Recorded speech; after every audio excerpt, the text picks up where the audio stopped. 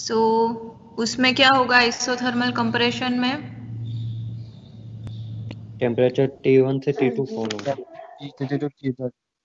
नहीं, आइसोथर्मल है तो टेम्परेचर T2 कांस्टेंट रहेगा, बट वो अपनी एनर्जी सिंक में रिलीज करेगा। फिर लास्ट वाली प्रोसेस कौन सी है?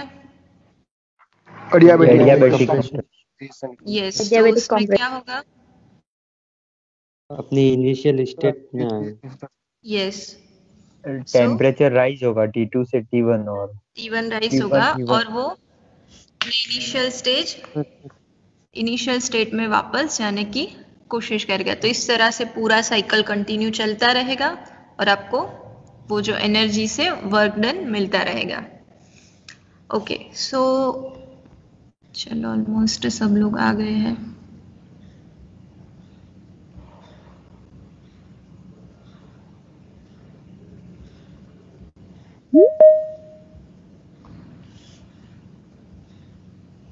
ओके, सो ये सब तो हमने देख लिया था। ये पीवी डायग्राम कैसे होता है आइसोबैरिक और आइसोकोरिक प्रोसेस का। फिर आइसोथर्मल प्रोसेस का पीवी डायग्राम, कौन सी प्रोसेस में क्या चेंज होता है, क्या कांस्टेंट रहता है। ओके, फिर हीट इंजन, वो भी हमने कल देखा था कि हीट इंजन क्या है। वो सोर्स से एनर्जी गेन करता है, फिर उसको वर्क डन करता है और फिर सिंक में एनर्जी रिलीज करता है। वही है हॉट बॉडी, जहां से वो एनर्जी गेन करेगा उसका टेम्परेचर हाई रहेगा, फिर बीच में वर्क डन और फिर कोल्ड बॉडी में वो एनर्जी रिलीज करेगा। सो हीट इंजन में अलग अलग टाइप के होते हैं, अलग अलग साइकिल होती है हीट इंजन की। So Carnot cycle, Rankine cycle, Otto cycle और डीजल साइकिल। सो आपको सिर्फ अभी एक ही पढ़ना था, Carnot cycle. So Carnot engine थोड़ा बहुत देख लेते हैं, ब्रीफ इंट्रोडक्शन।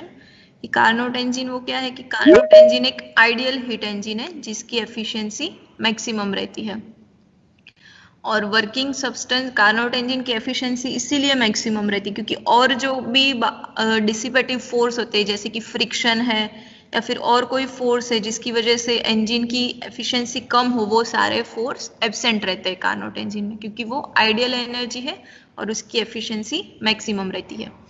फिर कार्नोट साइकिल वही जो डिफरेंट चारों थर्मोडायनेमिकल प्रोसेस ऐसे रिपीटेबली रिवर्सिबल प्रोसेस है कि इनिशियल फिर वो चारों प्रोसेस होके फाइनल, फिर फाइनल से वापस इनिशियल, ऐसे प्रोसेस चलती रहेगी कार्नोट साइकिल में। सो इस तरह से ए से बी, बी से सी, सी से डी और डी से ए। सो फर्स्ट प्रोसेस आपका आइसोथर्मल एक्सपांशन, जिसमें एनर्जी Q1 एब्जॉर्ब करेगा इंजन, फिर आपका पिस्टन अपवर्ड डायरेक्शन में मूव होगा और आपका टेम्परेचर कांस्टेंट रहेगा। सो वो हमने कार्नोट साइकिल में डायग्राम में रिप्रेजेंट किया था by curve A B. So this A to B. So your pressure and volume will change but temperature will remain constant. Second is adiabatic expansion.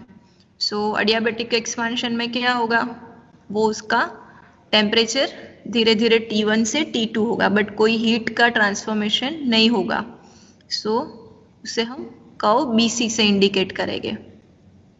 Then फिर isothermal compression. सो isothermal compression, तो isothermal है तो फिर उसका temperature T2 constant रहेगा but वो जो gas है वो अपने सिंक में सारी एनर्जी रिलीज करेगा और उसकी फिर उसके पास पहले वो Q1 थी उसकी एनर्जी, फिर कुछ एनर्जी रिलीज कर दी, सो उसकी फाइनल एनर्जी हो जाएगी Q2 जितनी हीट उसके पास बाकी रहेगी। तो उसे हम CD कर्व से रिप्रेजेंट करते हैं isothermal compression. Then adiabatic compression. So adiabatic compression में फिर वो अपने इनिशियल स्टेट में जाने का ट्राई करेगा। सो उसका टेम्परेचर फिर राइज होगा T2 से T1 तक। सो ये पूरा कल हमने देख लिया चारों के चारों प्रोसेस। फिर एफिशिएंसी कैसे डिफाइन करते हैं। So efficiency is ratio of work done by the engine to the heat absorb by the engine. So work done W और Q1 जो हीट एब्जॉर्ब करता है। सो वर्क डन कितना होता है Q1 minus Q2. So efficiency is Q1 minus Q2 by Q1. ये आपकी heat engine की एफिशिएंसी है। अब अगर कार्नोट इंजन की एफिशिएंसी कैसे लिखी थी हमने कल, eta is equal to 1 minus T2 by T1. So T2 आपका टेम्परेचर सिंक का है और T1 is your temperature for source. So कौन से पॉइंट रिमेंबर रखने हैं कार्नोट साइकिल में, कार्नोट इंजन में, कि Carnot engine is purely an imaginary engine but all real engines are constructed on based on Carnot cycle. तो सारे engine Carnot cycle के बेस पे ही कंस्ट्रक्ट किए, बट उसमें क्या होता है कि वो एग्जैक्टली जैसे कि हम वो सारी रिवर्सिबल प्रोसेस हो जाती है और आपको एग्जैक्ट जो इनिशियल प्रेशर, वॉल्यूम और टेम्परेचर था वही आपको कार्नोट इंजन में वापस से मिलेगा।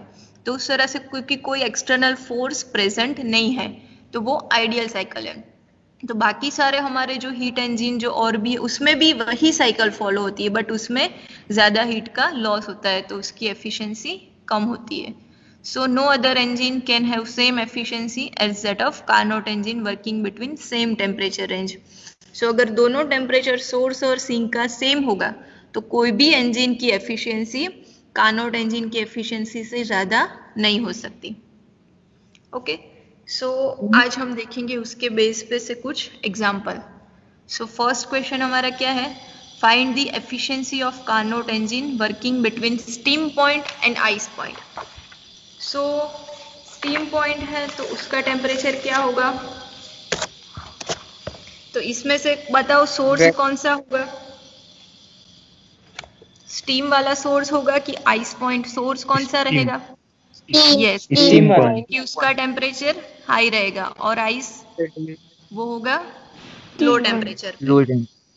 यस, ओके, सो चलो वो देखते हैं कि कैसे कैलकुलेट करेंगे उसकी efficiency. Ma'am yes ma'am, Carnot cycle means Carnot engine practically possible नहीं है ना? नहीं, ओके मैम। कि एग्जैक्ट मैक्सिमम जैसे 100% आपकी एफिशिएंसी हो या मैक्सिमम एफिशिएंसी हो कि जिसमें कोई भी एक्सटर्नल फोर्स जैसे फ्रिक्शन है या फिर कोई और फोर्स है कि रेडिएशन लॉस होता है एनर्जी, वो एग्जैक्टली ऐसा ना हो, ऐसा पॉसिबल नहीं है ऐसा। Okay ma'am but Carnot engine के तो मतलब एफिशिएंसी मैक्सिमम है ना, हाँ, तो ये तो मतलब ऐसे रियल इंजन के जैसे यूज क्यों नहीं करते इसको?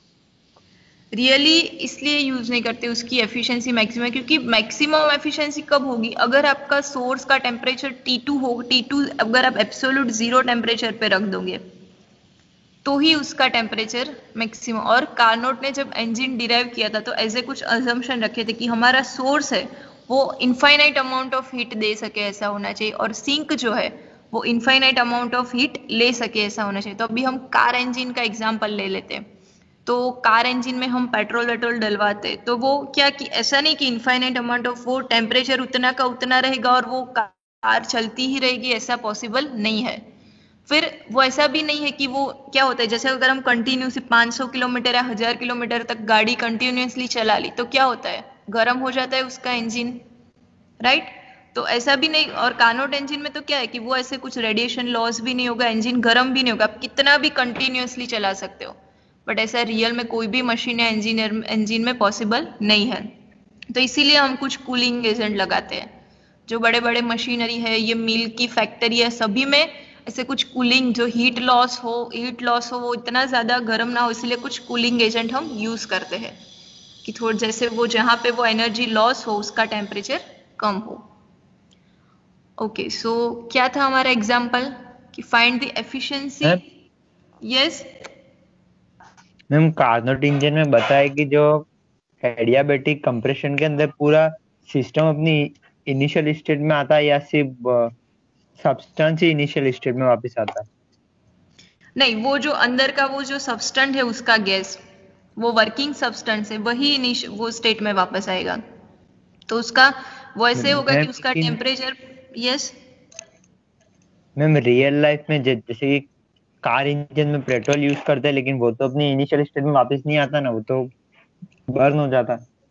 हाँ, तो नहीं आता ना, वही तो है कि रियल लाइफ में कार्नोट इंजन पॉसिबल नहीं है, क्योंकि नहीं आता, क्योंकि एनर्जी लॉस होती है तो वो अपने इनिशियल स्टेट में क्योंकि जो हमारी ये कार इंजन है वो सब है वो प्रैक्टिकल इंजन है, वो कार्नोट इंजन नहीं है। कार्नोट इंजन एक हमारा थियोरेटिकल आइडियल इंजन है कि ऐसा एक इंजन हो सकता है, फिर उसके बेस पर उसकी प्रोसेस, उसकी साइकिल को स्टडी करके सारे इंजन बनाए गए हैं। बट वो सारे इंजन उस तरह से बनाए गए कि उसकी एफिशिएंसी मैक्सिमम हो सकती है, बट कार्नोट इंजन से ज्यादा नहीं होगी आइडियल इंजन से। तो एक कार्नोट इंजन को एज ए रेफरेंस यूज किया है कि उसके उस तरह से अगर साइकिल चलती रहेगी तो बाकी के सारे इंजन हम डिराइव कर सकते हैं, उसके बेस पे बाकी के इंजन डेवलप कर सकते हैं। तो एक एज ए रेफरेंस लिया है कार्नोट इंजन। क्लियर है? Yes ma'am. Okay. So what was our example?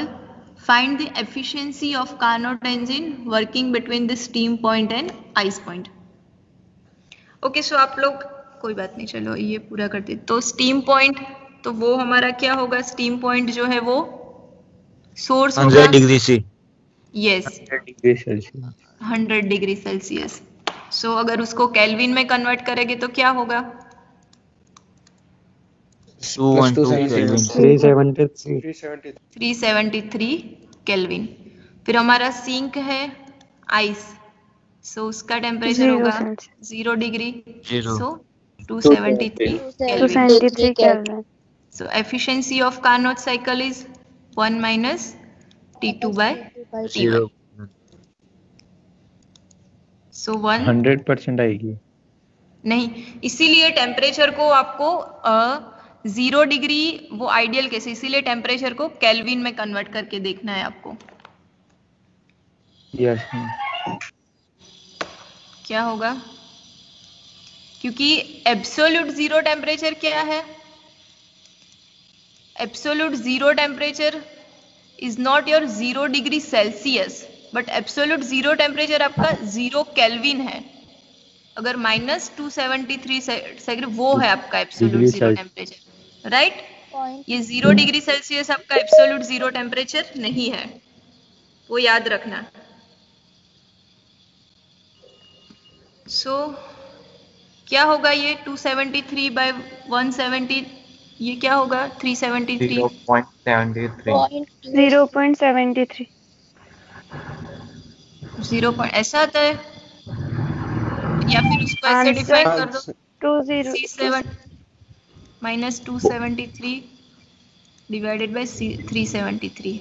सो ये कितना होगा? 100 डिवाइडेड बाय 373। अभी उसको परसेंटेज में 0.268 यस 0.268 268 राइट, ये correct है। Yes ma'am 0.26। और अगर परसेंटेज में कन्वर्ट करनी है ये एफिशिएंसी, तो आप कैसे करोगे?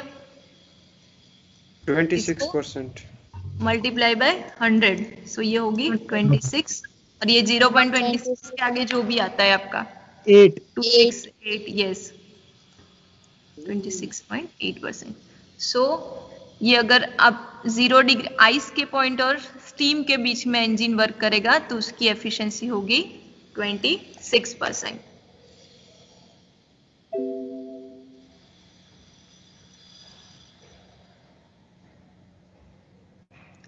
सो ओके, सो फर्स्ट वाला एग्जांपल क्लियर है? आप ऐसा कर सकते हो, ये जो अभी आपको स्क्रीन दिख रही है उसका एक फोटो खींच लो, तो बार बार मुझे क्वेश्चन देखने के लिए बैक ना करना पड़े। Okay ma'am. ओके, इसका स्क्रीनशॉट है, ऐसा कुछ ले लो, सो बार बार क्वेश्चन देखने के लिए हमें बैक ना जाना पड़े। So what is your second question is find the efficiency of Carnot engine working between 170, ये डिग्री सेल्सियस है, हाँ वो डिग्री लिखना रह गया है, but it is 127 degree Celsius and 27 degree Celsius. So temperature कौन कौन से दिए हैं? T1 इज 127 डिग्री और T2 is 27 degree. Now it absorb 80 calorie of heat.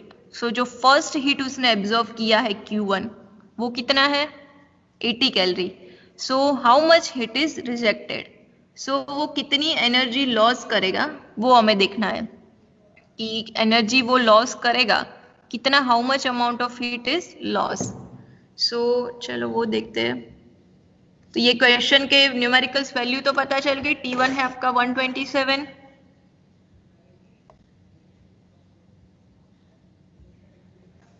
Okay so ma'am ये आप आंसर वाली पीपीटी भेजेगी ना? यस, ये क्वेश्चन और आंसर वो सब आपको प्रोवाइड कर दूंगी। ओके सो ये पूरा अच्छे से एग्जाम्पल सॉल्व किया हुआ मैं आपको प्रोवाइड कर दूंगी। सो आपका T1 क्या है? 127 डिग्री सेल्सियस। 127. सो उसका केल्विन कितना होगा? 400 केल्विन। यस। फिर T2 क्या था आपका? 27। 27 डिग्री। तो उसके लिए कितना होगा? 100 300. Kelvin. Yes 300. Right. Okay so हमें क्या फाइंड करना है? फिर और एक क्या क्वांटिटी दिया हुआ है? Heat absorb Q1 is Q1 80 calories. 80 calorie. 80 calories दिया हुआ है। सो अभी हमारे पास T1 है, T2 है और हमें फाइंड क्या करना है कि कितनी एनर्जी वो रिजेक्ट करेगा। सो हमें Q2 फाइंड करना है, राइट। सो पहले हम क्या कर लेते हैं, एफिशिएंसी अगर हमारे पास T1 और T2 है तो उस पर से हम देखो हम Q1 Q2 कैसे फाइंड कर सकते हैं। हमारे पास एक फॉर्मूला है Q1 minus Q2 is equal to W। अब Q1 हमें दिया हुआ है, अब अगर हम कहीं से ही अपना वर्क डन W कैलकुलेट कर ले तो उस पर से हम Q2 फाइंड कर सकते हैं, राइट। सो वर्क डन हम कैसे कैलकुलेट करेंगे? वर्क डन W इज जो भी एनर्जी गेन करेगा और उसकी जितनी भी एफिशिएंसी होगी। तो पहले हम एफिशिएंसी फाइंड कर सकते हैं कि एफिशिएंसी क्या है? T2 minus T1। So T2 मेरा है 300, T1 है 400। सो कितना होगा एफिशिएंसी ईटा की value? 0.25. Yes 0.25। Okay so now मेरी एफिशिएंसी इतनी है कि कोई मशीन इतनी एनर्जी गेन करता है, मुझे पता है कि 80 कैलोरी एनर्जी गेन करता है और उसकी एफिशिएंसी 0.25 है। सो ऐसा तो नहीं है क्योंकि कार्नोट इंजन था हमारे पास तो उसके लिए Q1 एनर्जी गेन कर ली उसने, अगर कार्नोट इंजन तो आइडियल कार्नोट इंजन है मेरे पास, तो जितनी एनर्जी Q1 गेन करी उतना ही मुझे वर्क डन दे देगा अगर मेरी एफिशिएंसी 1 है, क्योंकि वर्क डन मेरा क्या होगा? Eta into Q1। तो जितनी पहले क्या था कार्नोट इंजन के लिए हमने एफिशिएंसी क्या ली थी? 1 है। सो इसीलिए मेरी जितनी भी एनर्जी गेन होगी उतना मुझे वर्क डन मिलेगा। बट यहाँ पे तो मेरी मैम एफिशिएंसी कितनी है? यस मैं इसमें एफिशिएंसी का वाला फॉर्मूला ये यूज कर सकते हैं ना, efficiency equals to Q1 minus Q2 upon Q1 वाला। यस वो भी कर सकते हो। तो उसके लिए पहले एफिशिएंसी भी यस वो भी करके देख मैम लो। 100 कैलोरी आ रहा है मैम, 100 कैलोरी। क्या आपका आंसर 100 कैलोरी आ रहा है? तो एफिशिएंसी आपका नो मैम, कितना है? 60 आएगा ma'am. Yes, see that's right. Yes. Eta is equal to Q1 minus Q2 divided by Q1. So आपको पता है आपका 25 है, your Q1 is 80 और आप ऐसा भी ले सकते हो 1 upon Q2 minus Q1. So Q2 और यहाँ पे होगा 80. So ये पूरा आप डिफाइन करोगे, आप न्यूमेरिकल कैलकुलेशन करोगे तो आपका कितना आएगा?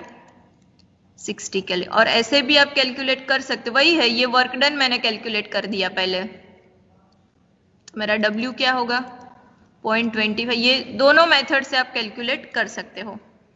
फिर मेरा Q1 है 80 calorie, so my work done will be क्या होगा? 0.25 इंटू 80 20। 20 केल्विन। यस सो फिर मैं ये फॉर्मूला यूज कर सकती हूँ। इसके बाद मुझे वर्क डन पता है 20 है, मेरी एब्जॉर्ब एनर्जी 18 है, सो उस पर से भी मैं Q2 कैलकुलेट कर सकती हूँ। ठीक है, ओके मैडम चलो सकते Q by Q1 equals to T2 by T1। क्या हम लोग ऐसे भी कर Q by Q1 equals to T2 by T1। वो भी कर सकते हो, वो भी एक फॉर्मूला है, सो उस पर से भी करके देख लो कि आपका सेम आंसर आता है कि नहीं।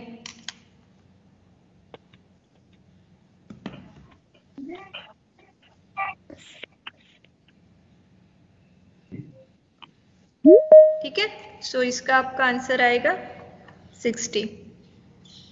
ओके, सो फिर थर्ड एग्जाम्पल क्या था? आप ये एक एग्जाम्पल आप कोई भी फॉर्मूला यूज करके 2-3 मेथड से सॉल्व कर सकते हो। So what is your third question? Carnot engine whose temperature of source is 400 Kelvin। वो सबने ले लिया था screenshot? Yes, ma'am. Yes, ma'am. Yes, ma'am. Yes, ma'am. Yes, ma'am. Okay, so source का टेम्परेचर क्या दिया हुआ है मुझे? ये आपका है question number 3। So T1 is 400 Kelvin, already आपको केल्विन में दिया हुआ है। तो source is and takes 200 calorie of heat at this temperature. So ये टेम्परेचर पे उसने हीट कितना लिया? 200 calorie. 200 Ma'am? calorie. Yes, ma'am हमेशा डिग्री सेल्सियस को केल्विन में कन्वर्ट करके ही करना है। यस, केल्विन में ही कन्वर्ट करके करना है, क्योंकि फिर अगर आप डिग्री में ही वो ले लोगे तो फिर वो जो हमने फर्स्ट एग्जांपल लिया था आइस वाला, उसमें आपका क्या होगा? 1 माइनस T2/T1 ले लिया, तो अगर आपने T2 फिर 0 ले लिया तो आपकी एफिशिएंसी क्या हो जाएगी? मैक्सिमम हो 1. जाएगी। हाँ, 1 Yes. हो जाएगी। तो इसीलिए सारे टेम्परेचर को आपको केल्विन में ही कन्वर्ट करना है। ओके ओके, सो फिर थर्ड वाले क्वेश्चन में क्या दिया है? Carnot engine whose temperature of source is 400 kelvin and takes 200 calorie of heat at this temperature and rejects 150 calorie. So heat rejects कितना करता है? 150 calorie. Q2. 150 calorie. So sink में इतना हीट रिजेक्ट करता है। So what is the temperature of sink? So हमें calculate T2. करना है temperature of sink and also calculate the efficiency of Efficiency और of sink. yes, efficiency of sink या तो फिर वो कार्नोट इंजन उसी की एफिशिएंसी होगी। तो हमें यहाँ पे T2 और यस, तो अब अगर हमारे पास Q1 है 0.25 आएगा आंसर। हाँ, एफिशिएंसी सही है 0.25। और T2 300 कैसे Kelvin। कैलकुलेट करेंगे हम? 300 Kelvin। 300 केल्विन आ रहा है। यस, सही है। तो कैसे कैलकुलेट किया? ये फॉर्मूला यूज किया। सो ये तीनों आपके पास है। So your T2 will be 300 kelvin. फिर आपको T2 पता है, T1 पता है, so you can calculate efficiency is 1 minus T2/T1। सो आपका ईटा आएगा 0.25 माने 25%। ओके, सो अभी फोर्थ एग्जाम्पल क्या है मेरा?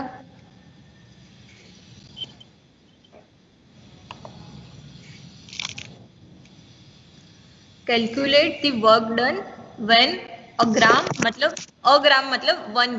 1 ग्राम molecule of ideal gas expand isothermally at 27 degree Celsius to double its original volume। सो हमें कैलकुलेट क्या करना है?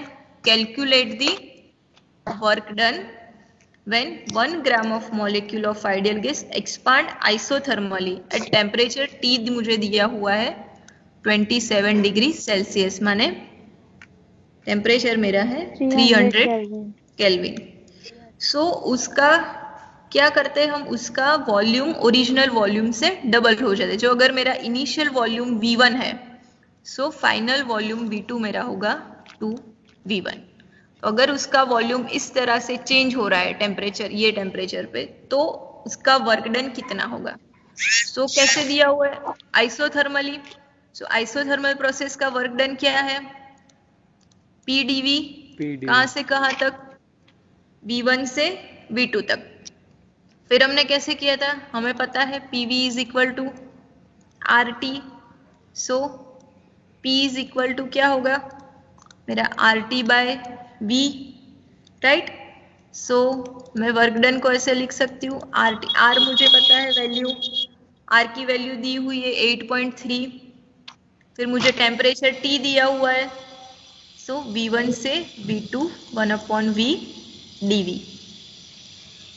सो कैसे होगा work done? W is equal to RT, फिर इसका क्या होगा?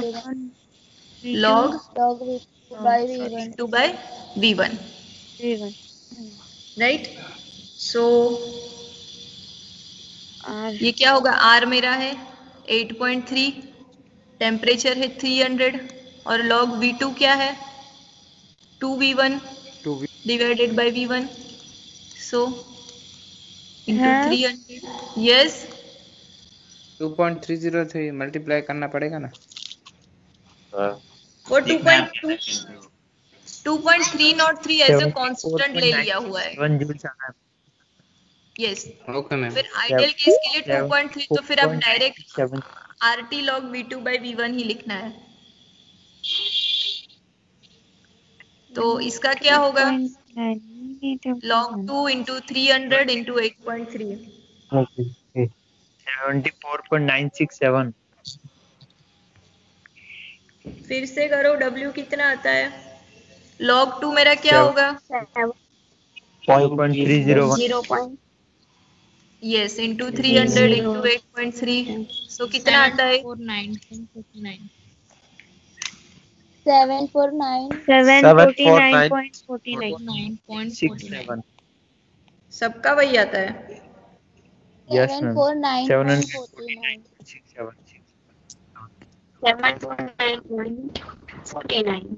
रुको मुझे भी एक बार कर लेने दो, कितना आता है 8.3 into 300 into, Yes, ma'am. 749.49. Okay so 749.49 joule, right. उसे मैं ऐसे, अगर मुझे किलो जूल में कन्वर्ट करना है तो मैं ऐसे लिख सकती हूँ 0.75 kilo joule, right. Hello ma'am. Yes के जूल मतलब, यस मैम हमें 2.303 कब लेना है?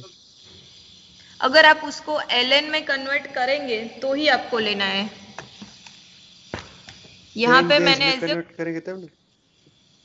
अगर आप ये 2.303 लेके कर रहे हो तो कितना आएगा 2.303 RT देन log 2, तो कितना आंसर आता है इसको 2.303 से करते हो तो 1725 इतना कुछ आ रहा है। 1726.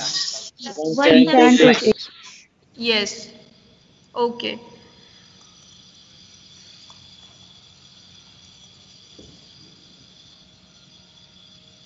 यस सॉरी यहाँ पे आपको वही लेना है, ln लेना है पहले और फिर उसके बाद आप लेंगे 2.303। Yes you are right, RT log 2 अगर 1/v है तो उसका ln लेके फिर 2.303 करेंगे तो आपका आंसर आएगा 1725 पॉइंट जो भी आता है उतना जूल। तो आपको यस 2.303 लेना पड़ेगा। यस आपको 2.303 लेना है।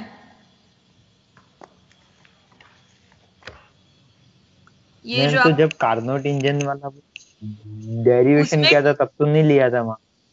यस क्योंकि उसमें एज अ 2.303 को कांस्टेंट ले लिया था R के साथ, वो कांस्टेंट क्वांटिटी है तो कभी कभी फॉर्मूला में यूज नहीं करते कुछ बुक्स में, तो उसमें वो नहीं लिया हुआ था। मैम तो जो भी न्यूमेरिकल आएगा वहाँ हमको 2.303 लेना ही पड़ेगा ना। यस न्यूमेरिकल, क्योंकि न्यूमेरिकल्स हम जो सॉल्व करेंगे वो हम आइडियल इंजन के लिए नहीं सॉल्व करते, वो हम प्रैक्टिकल या रियल मशीन के लिए सॉल्व करेंगे, तो उसमें आपको सबको 2.303 लेना है। Okay ma'am. ठीक है ओके। लेकिन मैम यस यहाँ पे हम 2.303 ले रहे हैं, मतलब हम जो log 2 ले रहे हैं वो बेस 10 पे ले रहे हो, और Yes. अगर 2.303 नहीं ले रहे हैं और बेस ई तो पे वो लोग base ले E रहे हैं तो होगा। बेस सेम ही आएगा ना। हाँ हाँ तो दोनों एक ही हो गए ना, ले या ना ले, बेस से डिफरेंट होगा। देखो अगर आप वो ln में कन्वर्ट करते, क्योंकि जो आइडियल गैस वाला कार्नोट में इंजन डिराइव किया था कार्नोट इंजन का फॉर्मूला, तो उसमें तो नहीं लिया हुआ था 2.303, बट अगर आप ये प्रैक्टिकल मशीन के लिए वहाँ पे फॉर्मूला बेस भी ई था ना, वहाँ पे क्या? बेस भी ई था, बेस 10 कर देंगे तो 2.303 लेना है, आंसर तो दोनों में सेम ही आएगा ना। नहीं, अगर 2.303 लोगे तो कैसे सेम आएगा आंसर? तो मैम फिर आंसर हमें सेम लॉग ही आएगा, वैल्यू log बेस है ना, 10 तो में उसका होगी फर्क है। 2. चलो फिर मैं एक log बार 2 क्रॉस की चेक कर लेती हूँ बुक में कैसे दिया हुआ है, ठीक है? अदरवाइज आपको एग्जाम्पल सॉल्व करते टाइम ये लॉग निकालेंगे आप, तो उसमें आपको 2.303 लेना है, उसका इंटीग्रेशन करेंगे तो। मैम तो इधर तो डायरेक्ट फॉर्मूला यूज कर लेंगे ना। 2.303 लेके log में इंटीग्रेशन नहीं हो सकता है मैम, log बेस 10 पे इंटीग्रेशन नहीं होता, बेस ई होना चाहिए तभी इंटीग्रेशन होता है। मतलब मैं समझी नहीं आप क्या पूछ रहे हो। मैम डायरेक्ट 2.303 मैम log लेके इंटीग्रेशन नहीं हो सकता, पहले मैम जो आपने इंटीग्रेशन डिराइव करना करवाया था ना पड़ता है उसमें, फिर आप कर सकते हैं 2.303 से। तो वो आइडियल मशीन था इसीलिए उसमें वो नहीं लिया हुआ था, वो जो हमने वर्क डन कैलकुलेट किया था उसमें 2.303 एज अ कांस्टेंट ले लिया था, कोई न्यूमेरिकल वैल्यूज हमने पुट नहीं की थी, तो आर टी और 2.303 एज अ कांस्टेंट ले लिए थे। कोई नहीं, चलो फिर भी मैं एक बार चेक कर लेती हूँ बुक में, ओके? अदरवाइज मैम आपको इधर क्या? डायरेक्ट ही फॉर्मूला यूज हो जाएगा ना, डायरेक्ट ही फॉर्मूला यूज हो जाएगा जो कार्नोट इंजन के वो डेरिवेशन में यूज किया था, वो 2.303 RT log V2 upon yes V1 वाला। यस, डायरेक्ट भी यूज कर सकते हो आप, वही फॉर्मूला यूज करना है आपको वर्क डन अगर आइसोथर्मल के लिए फाइंड करना है तो। और अगर अडियाबेटिक यस प्रोसेस दी हुई तो उसके लिए 1/γ-1 फिर कुछ R T2 - T1 दिया तो वो T2। फॉर्मूला यूज कर। Yes, yes yes ma'am. So last वाला कौन सा एग्जांपल है? चलो, an inverter claims to have developed an engine working between 600 Kelvin and 300 Kelvin. So कोई मशीन दिया हुआ है, उसका इनिशियल टेम्परेचर T1 है 600 केल्विन और T2 है मेरा 300 Kelvin. So an inverter claim that this machine working between these two temperature having efficiency of 50%. So उसने ऐसा किया कि कोई इन्वर्टर है, कोई मशीन बनाने वाला, कोई कंपनी ने ऐसा क्लेम किया कि अगर हमारा जो इंजन मशीन है वो ये दो टेम्परेचर पे वर्क कर रहा है और उसकी एफिशिएंसी है 50%। सो नाउ हमें ये फाइंड करना है कमेंट ऑन हिज क्लेम। सो हमें ये फाइंड करना है कि उसका ये जो कमेंट है कि उसने बोला कि मेरे ये इंजन ये दो टेम्परेचर पे वर्क करेगा तो उसकी एफिशिएंसी 50% है। सो हमें ये चेक करना है कि वो करेक्ट बोल रहा है कि नहीं बोल रहा। तो हम कैसे फाइंड करेंगे करेक्ट बोल रहा है कि नहीं बोल रहा? एफिशिएंसी निकाल के देख लेंगे हम। यस, तो एफिशिएंसी अगर हम निकालेंगे कि कार्नोट इंजन है उसकी एफिशिएंसी 50%। कितनी होगी? Sorry, T2 is ma'am 300। 300 अब। यस, 300 डिवाइडेड बाय 600 तो क्या होगा? 0.5. यस, 0.5 मतलब 50%। बट उसने क्या बोल दिया कि मेरे मशीन की एफिशिएंसी 50% है। 52। यस, 2% 52% ज्यादा है। बता। यस, सो ये उसका क्लेम क्या है? गलत गलत है। गलत यस, है। उसकी एफिशिएंसी तो 50% है पर वो बोल रहा है कि मेरी एफिशिएंसी 52% है। So it means that the efficiency of engine which can not be more than this. अगर हम एफिशिएंसी कैलकुलेट करेंगे तो उससे ज्यादा एफिशिएंसी नहीं हो सकती, मतलब कि उसका क्लेम गलत है। दैट मीन्स कि the claim of that inverter is wrong. Okay? So आपको मैम yes मैम वो थर्मोडायनेमिक्स में मैम साथ में वो रिवर्सिबल प्रोसेस और इरिवर्सिबल के लिए भी मैम वो फॉर्मूला थी ना कोई आइसोथर्मल की और एडियाबेटिक की, तो मैम वो अभी हम नहीं करेंगे ना? नहीं, वो क्यों कब नहीं? मैंने सॉरी, आपका क्वेश्चन क्या था? मतलब मैम हमने लास्ट मीन्स 11th में भी पढ़ा था हमने कि वो रिवर्सिबल एंड वो सब के लिए वर्क डन आइसोथर्मली और वो सब मैम, तो वो यहाँ पे नहीं होगा? नहीं नहीं नहीं, वो नहीं होगा। Okay ma'am. ओके, सो ये एग्जाम्पल तक क्लियर है? 4 या 5 तो आपको एग्जाम में ऐसे कुछ एग्जाम्पल भी पूछ सकते कि कोई 2 टेम्परेचर की वैल्यू दी है तो उसके लिए आप एफिशिएंसी फाइंड करो। अदरवाइज आपको कुछ एफिशिएंसी दी हुई है और कोई एक वैल्यू टेम्परेचर दिया है कि सोर्स का इतना टेम्परेचर है और वो मशीन की एफिशिएंसी इतनी है, तो आप कैलकुलेट करो कि सिंक का टेम्परेचर कितना होगा, या तो फिर वो फॉर्मूला से दी होगी कि वो एनर्जी कुछ गेन Q1 दिया होगा, आपको टेम्परेचर T1 दिया होगा, फिर वो एनर्जी रिजेक्ट करे Q2 दिया होगा और सिंक का टेम्परेचर फाइंड करने के लिए बोला होगा। सो ऐसे कोई इस तरह से छोटे छोटे एग्जाम्पल कि आप 1 स्टेप में सॉल्व कर सको, ऐसे आपको एमसीक्यू में पूछ सकते हैं। सो यहाँ तक क्लियर है कार्नोट इंजन, कार्नोट साइकिल और उसके एग्जाम्पल्स? Yes ma'am. ये एग्जाम ऑनलाइन लेवाय कि नहीं? अभी तक तो जो बोला है 99.9% आपकी एग्जाम ऑनलाइन ही होगी, एमसीक्यू वाले से होगी। सो आपको सारी थियरी, सारे जो फॉर्मूला है किसमें क्या कांस्टेंट रहता है, कौन सी प्रोसेस कैसे होती है, वो सब आपको अच्छे से पढ़ना है। मैम कब होगी? एमसीक्यू अभी तो ऐसा बोला है कि आपकी एग्जाम शायद फरवरी एंड या तो फिर मार्च के फर्स्ट वीक में हो सकती है, कोई पक्का नहीं पता है बट टेंटेटिव ऐसा बोला गया है। अभी शायद आपके उत्तरायण के बाद से आपके प्रैक्टिकल्स भी स्टार्ट हो जाएंगे नेक्स्ट वीक से, एक आध मैम वीक में। हर साल फर्स्ट सेमेस्टर का पेपर कब होता है? एवरी ईयर तो फर्स्ट सेमेस्टर का पेपर दिसंबर में होता है, बिकॉज वो सेमेस्टर स्टार्ट होता है जुलाई या अगस्त से स्टार्ट हो जाता है। सो वो पेपर दिसंबर में होता है, फिर जनवरी से नया सेमेस्टर स्टार्ट होता है, पर इस बार आपका 2-3 मंथ्स लेट चल रहा है। मैम तो आगे भी ऐसे होगा क्या? सेकंड सेमेस्टर टाइम से स्टार्ट हो जाएगा? वो अभी फर्स्ट सेमेस्टर आपका खत्म हो, कब खत्म हो उस पर डिपेंड करता है कि आपका सेकेंड सेमेस्टर कब स्टार्ट होगा।